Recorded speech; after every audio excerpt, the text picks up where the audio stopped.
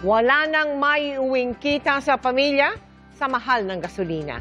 Ganyan ang malaking dagok na kinakaharap ng maraming Pilipinong manggagawa dahil sa patuloy na pagmahal ng langis.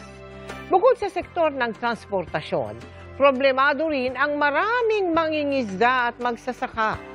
Sa Bauco Mountain Province, hirap ang mga magsasakang ibenta ang kanilang ani dahil mas mahal pa ang gasto sa biyahe. Bagsak presyo na nga kung ibenta ang ilan ang kanilang tanim.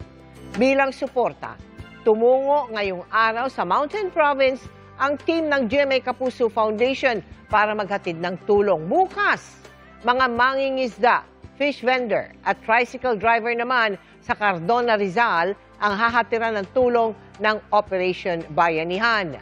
Sa mga kapusong nais magpaabot ng tulong, maaari po kayo magdeposito sa aming mga bank account o magpadala sa Cebuana Lulier.